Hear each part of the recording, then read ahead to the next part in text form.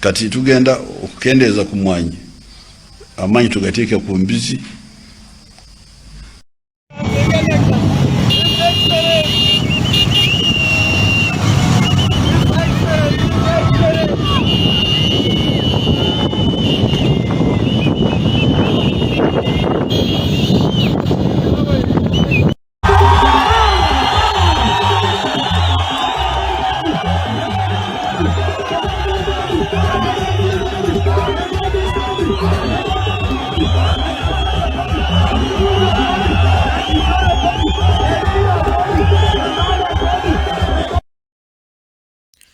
President w'abantu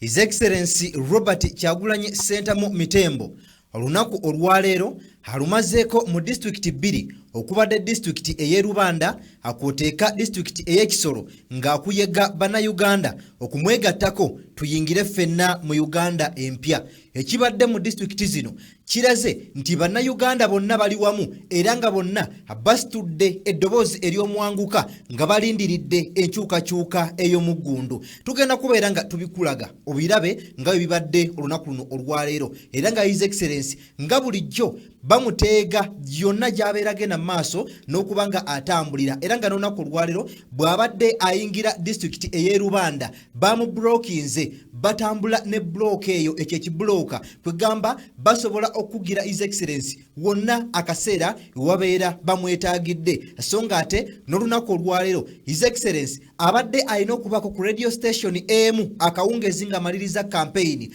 wabula kino tekisobose amasannyalaze bagagjeeko kale no nga radio tesobola genda maaso na kulabika nti no operatinga so nga ate tugenda kubeera nga tukulaga embeera nga bwe yasiibye mu district eye Rubanda. Jukira kino kyengenda okulaga olunaku olwaleero kyalabikako ne mu district eye Mbalala we bakwata abaana ba boda bonna ne babafunira ekifo kimu ne babagalira eyo ne babagulirira n'ensimbi nga tewali yadde afuluma tewali yadde gwe bakkiriza kugenda ku street kuwubira ku His Excellency Robert Kyagulanyi Ssentamu Mitembo. Kale nno ne we gwabadde ne mu district eye Rubanda nga bakuta abavubuka ne babagabira ensimbi kwoteeka n'okubeera nga babawa obucupa bwa soda nga babagamba temweyiba ku kkubo temugeza bambi mutuyambe buyambi Bobi Wine bwajja wano temugendayo katubafunire n'ekifo tubateeke wano byonna tubikuletedde olunaku luno olwaleero asonga baganda baffe abakwatibwa ku lunaku olwokutaano mu bitundu eby'Embalala olunaku olwaleero abasimbiddwa mu maaso g'abalamuzi ba kooti era ne bavunaanibwa misango ki gye tugenda okubeera nga tugyetegereza asonga ate Generali Tibuhaburwa Yoweri Kaguta Museveni gwe wenna nga oli mulimi era nga obadde osuubira ogenda okuteekayo ekikolo ky'emmwanyi anyinza okugamba nti weekaabire lwansonga nti avuddeyo mu lwatu n'akitegeeza nti kakati emmwanyi weewaawo ekimala tugenda kubeera nga tuzijjako omukono kakati amaanyi tugateeke mu kubeera nga tulunda ekisolo eky'embizzi byonna tubikuleetedde olunaku luno olwaleero. Honorable Segona akalya amaggwa bamugobeseza luti bamusenzeza luti gyabadde agenze maaso n'okubeera nga awenja akalulu amu constituency ye bamugambye genda omuteeketeeke anyinza okugamba nti campaign zimwegezaamu okumutta bamugobye batya ogenda kubeera nga obiraba olunaku luno olwaleero so nga ate mu bye tugenda okubeera nga tunuulira ku bubbi obuli wano munda mu ggwanga Uganda nga bw'otereka ekintu kyo tolaba nti no batugamba nti emirembe mingi tweyagalira munda mu ggwanga lino erya Uganda ogenda kulaba obubbi obw'enkukunala bye tugenda okubeera nga tunuulira wabula nzikiriza mukwano gwange ankolemu katono nnyo bwe nti then ate nkomewo atugende mu maaso n'okubeera nga tusumulula ensonga zino.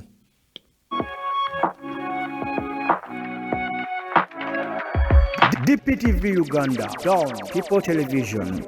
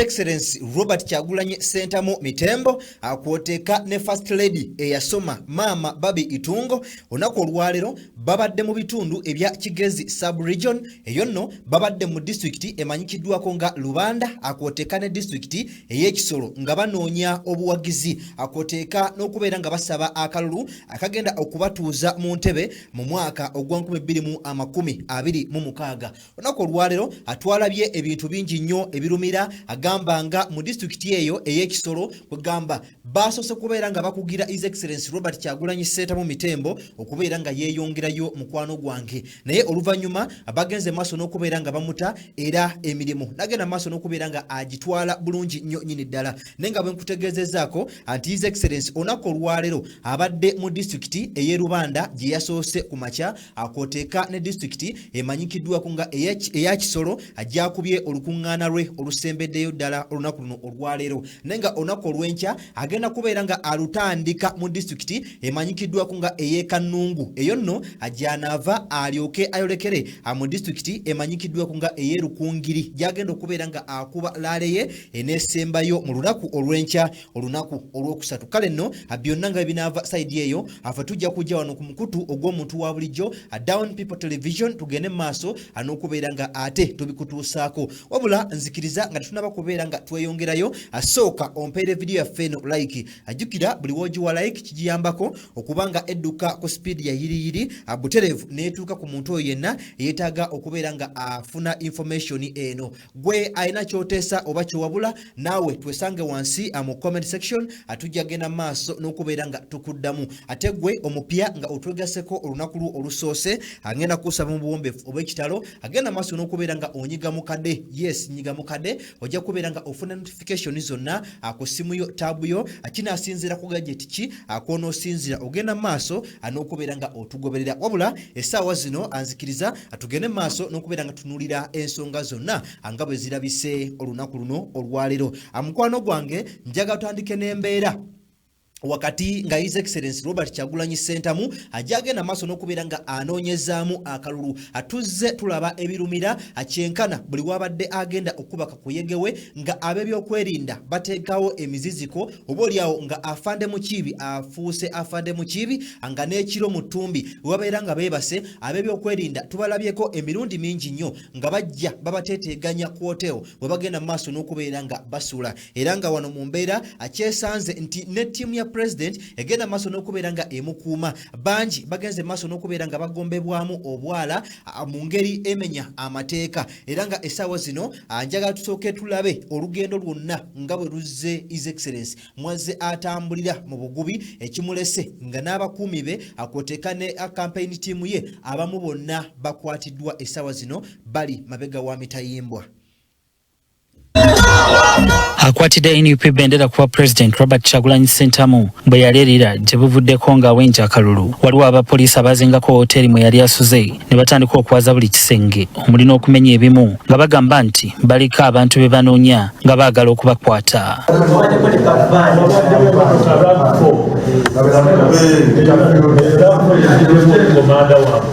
Ne bwe baali bakava mu kampeyini zaabwe embalala wiiki ewedde eryanyi eryayoleseddwa abakuumaddembe mu bitundu by'embalala nga bakwata banna NUP be bagamba basiiwuka empisa mu bitundu gye bazze bayita okukuyega abalonzi nalyo lyalekawo ebibuuzo bingi. Enneeyisa y'ab'ebyokwerinda eno Katikkiro wa Buganda Charles Peter Mayiga agivumiridde. Twalabye n'abasajja be bawalabula babadde ndowooza oba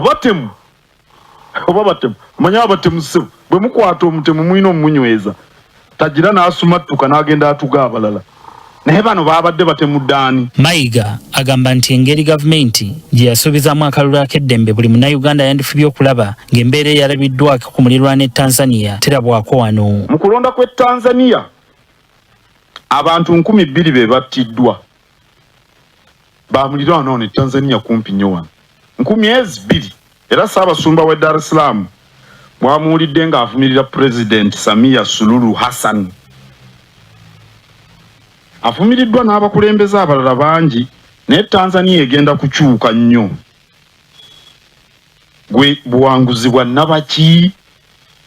omuttirwa abantu 2,000. Mayiga asabye ab'ebyokwerinda okugoberera enfuga ey'amateeka nga bakola ogwabwe kisobozese bannayuganda okwetaba bulungi mu byobufuzi awatali kutya. Amateeka gagamba abakuuma ddembe okukuuma ekitiibwa ky'oyo abazizza omusango ne bwe baba bamukwata. Kale mu biseera bino ebyakalulu lwe tusinga okwetaaga obutebenkevu. Nti era bannabyabufuzi basaanidde okuwangana ekitiibwa mu kifo ky'okwesojja n'okwetuusangako ng'obulabe anti kiyinza okuviiramu eggwanga obuzibu. Muwangane ekitiibwa gweraga bulazi lwaki gwosinga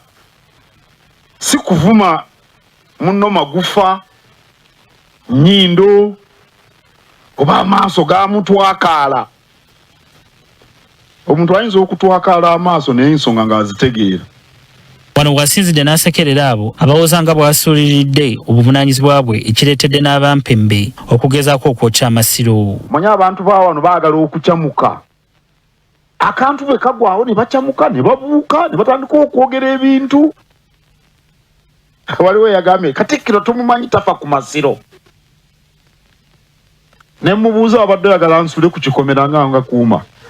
Olyoka otegeere bwe ngafaako. Beka Senyonga Mulinde, NTV.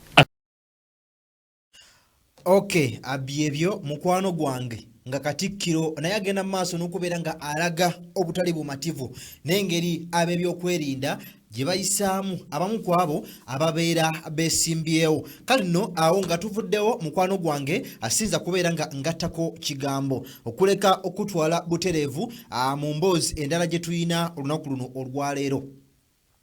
Ffenna atujjukira nti ku mulundi guli His Excellency Robert Kyagulanyi Ssentamu Mitembo yaliko mu disitulikiti emanyikiddwako nga ey'Embalala era nga mu disitulikiti ey'Embalala waliyo ebyafaayo bingi ebyagenda kugenda mu maaso n'okubeera nga bikolebwa. Kale nno wakati bwe yali nga agenda ku laaleye ey'okubiri ab'ebyokwerinda bamuzinduukiriza oba osobola kiyita ambush kugamba ne bakwata abaana bangi kwoteeka n'abali ku security team ye bonna ne babaggalira. Kale nno otuukidde olunaku luno olwaleero nga abaakwatibwa ku lunaku olwokutaano basimbiddwa mu maaso g'omulamuzi wali eri mu kkooti eri mu bitundu esangibwa mu bitundu biri eby'Embalala era nga abasinga ku bano bangi nga b'olengeraawo kuliko omukulu amanyikiddwako nga Faustin Masaaba owa Masaaba Media Channels oyo nno munnamawulire naye nno mukwano gwange yakwatibwa naye nga ajjukira nti ne banne essaawa zino bali mu kkuba kakuyegewe kubanga naye y'omu ku abo NUP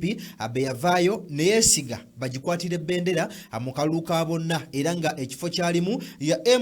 MP Butiru ekiri mu saidi zeeyo Embaale naye nga kwegamba naye essaawa zino ali mu kaduukulu ka poliisi kwegamba bakyagenda mu maaso n'okubeera nga bamulemedde era nga okusinziira ku mawulire agatugenda kugenda mu maaso n'okubeera nga atufuna agalaga nti olunaku luno olwaleero basimbiddwa mu kkooti y'omulamuzi wali eri mu kibuga Mbalala City. Kale nno emboozi eno ndowooza nayo katugifuneko olabe kubanga si be bokka abaleeteddwa mu kkooti olunaku olwaleero wabula ne mukwano gwaffe amanyikiddwako nga Olivia Lutaaya naye olunaku olwaleero era kkooti wali eri mu bitundu ebyekanyanya bagenze maaso n'okubeera nga bamusomera emisango gye era nga emisango egimu gye babaguddeko bakomredi bano bagamba nti bano beetaba mu training ey'ekinnamagye nga tebafunye lukkusa eri oyo gwe kikwatako. Kale nno ne bamuteeka ku misango egiriko baganda baffe ngamba nga Edi Mutwe Akirewo Kivumbi akoteeka Jeno Gaddafi teekako Alex Waiswa Mufumbiro teekako Doreen Kaija bonna bagenze maaso n'okubeera nga babagatta ku fayiro eyo. Kale nno katubirabe. Akawungezi k'olwokutaano oluwedde waliwo ensiitaano wakati w'abawagizi b'ekibiina ki NUP n'ab'ebyokwerinda mu kibuga Mbalala bwe baabazingako nga boolekera olukuŋŋaana lwa mukama waabwe Robert Kyagulanyi e Bwezibwera era abali mu 50 n'okusoba ne bagombebwamu obwala.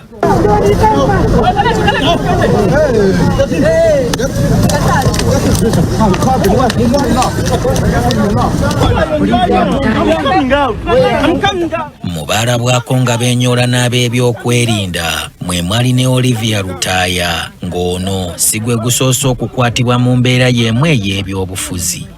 Poliisi yatutegeeza bulungi nga bwe zeerondoola abantu bano okuva Kyagulanyi lwe yatandika okunoonya akalulu nga balina ebikolobero bingi bye bazze bakola omuli n'okukola effujjo ku basirikale. Twafuna incident emu e Busia omusirikale yakubibwa, ne tufuna incident endala e Mayuge era omusirikale n'akubibwa. Newankubadde essaawa 48 ezoogerwako mu mateeka omuntu mwalina okutwalibwa mu kkooti zaggwako kyaddaaki bano batandise okugasimbagana n'abalamuzi. Olivia Lutaya ye yayawuddwa ku banne n'atwalibwa e Kampala mu kkooti y'e Kawempe gye bamusomedde omusango gw'okwetaba mu kusimba ennyiriri ku kitebe kya Nuupu e Kavule ko n'okukola dduyiro w'ekinnamagye atakkirizibwa ku bantu ba bulijjo.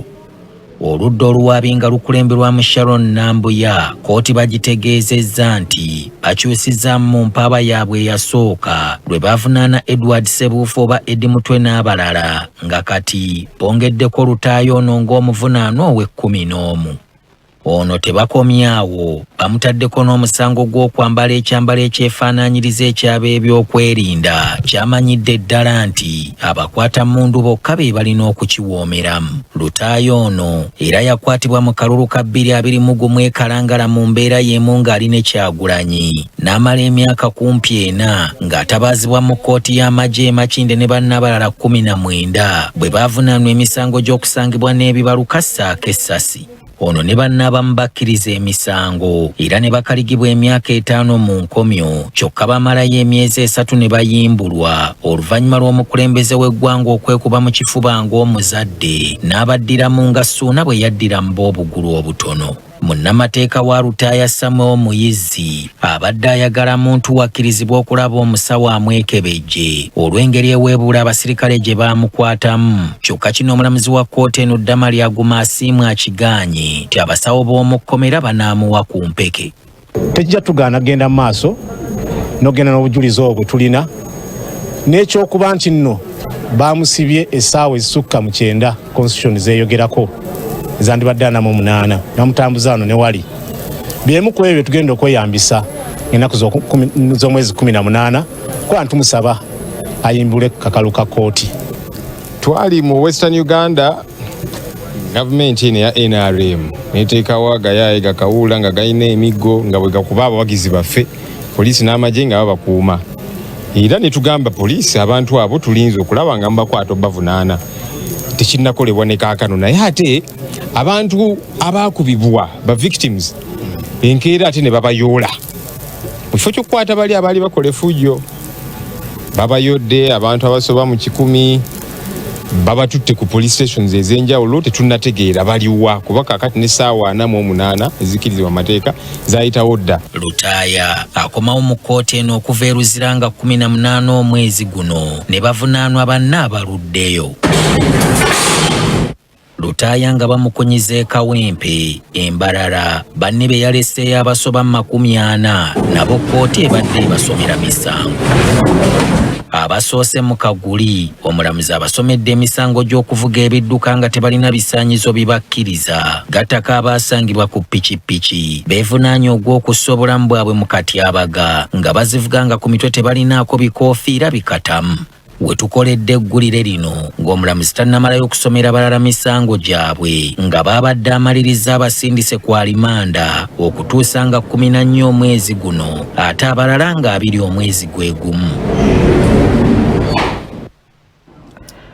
Kale kakati ye kati mukwano gwange ebivudde mu kkooti ezo zombi, kkooti ey'Embalala kwoteeka ne kkooti ey'omu bitundu ebyawali eri e Kawempe. Awo nga tuvuddeko awo njagala nkutwale butereevu ate mu birala bye tuyina olunaku luno olwaleero nga bwe nakutegeezezzaako nti olunaku olwaleero His Excellency Robert Kyagulanyi Ssentamu Mitembo yamazeeko olunaku lwe nga akuyege kakuyege mu disitulikiti ey'e Rubanda akwoteeka ne disitulikiti emanyikiddwako nga ey'Ekisolo. Wabula mu disitulikiti ey'e Rubanda gye yatuukidde olunaku olwaleero bano nga we bakikola mu bitundu eby'Embalala nti bakwata aba boda boda ne babagamba katubaweeyo ekyebiri ebiri olwono we munalaba ku Bobi Wine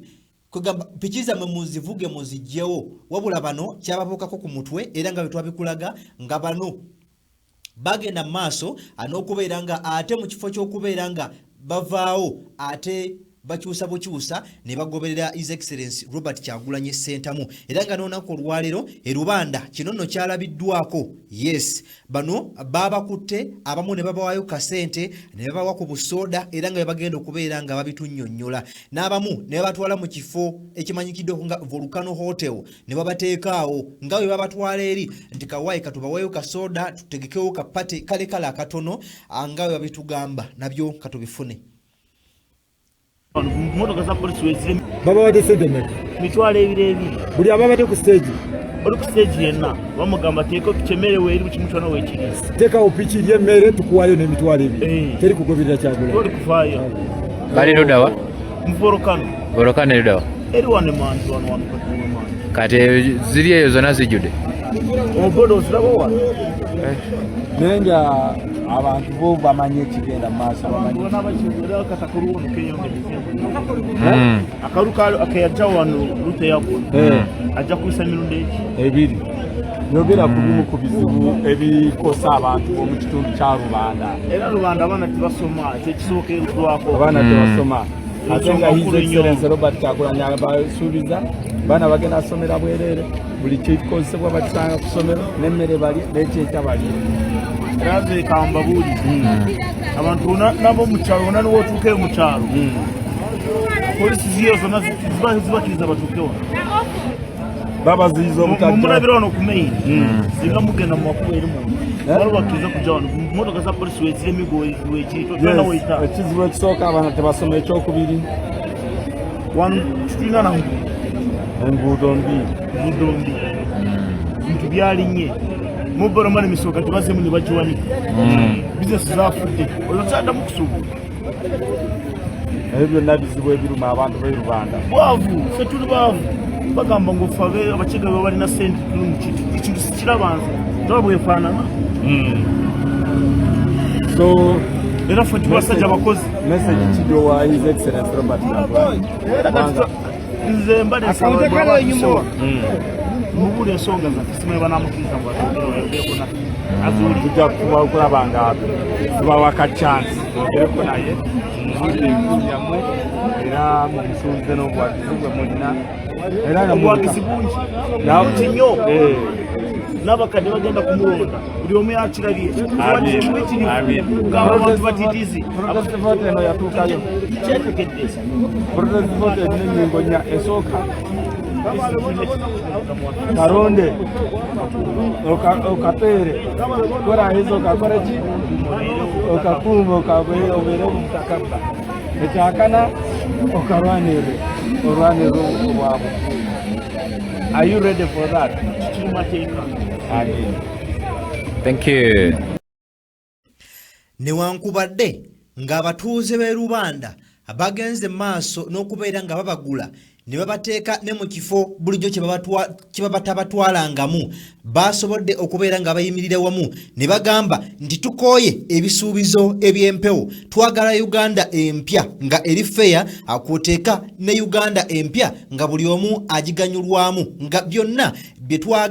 byetwagalira ddala okubeera nga tulaba wabula ebisuubizo eby'empewo twakooye okubeera nga ate tubifuna. Kale nno amaloboozi gabadde mayitirivu nnyo nnyini ddala okuva mu nsozi ez'enjawulo ezabadde zirinaanye akafo ako wakati nga His Excellency Robert Kyagulanyi Ssentamu alinnya ku ttaka eggimu erya mu bitundu eby'ekisolo. Awo nno nga tuvuddeko awo waliwo omuteeketeeke amanyikiddwako nga Honorable Medad Sseggona akalya amaggwa ono anga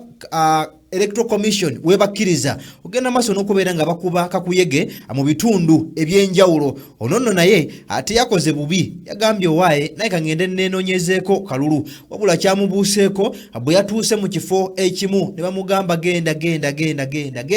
atwagala kabonero kamu kokka ambuleera atalina ambuleera ewaffe totawaana kugambye bagobye omuteeketeeke campaign zigenda kubeera nga zimwettira na katusoka tulaba embeera nga bwe yabadde ng'abatuuze bakaawu okukira omususa. Banaye yoyo mubaka Medad Lubega Sseggona oyo tugenda kumugoba fete tumwagala yadde kamera tekwata bulungi naye wuuyo fete twamwagala twagala Walukaga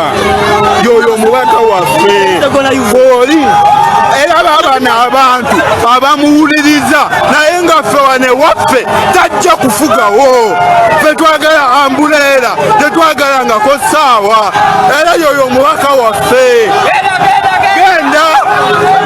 genda fete tukwagala eno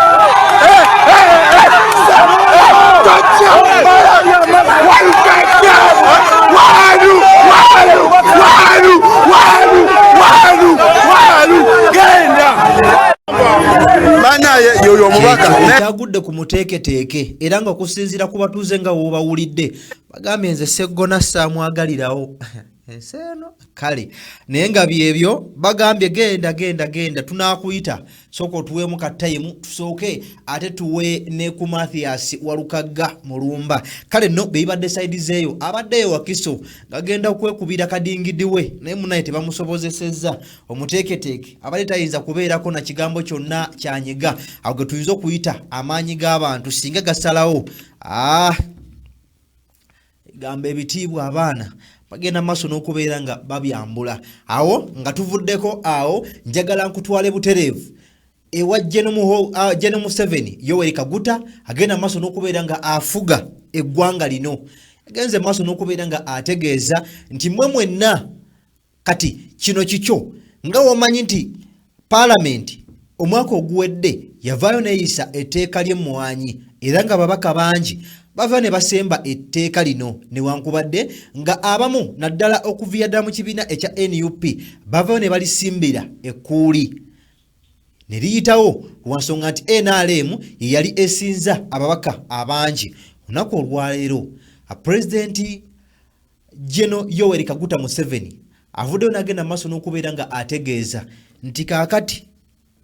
emmwanyi tulaba nti mugamba nti enkumbi terimba ku luno yandirimba emmwanyi katusooke tuzisse ku bbali then ate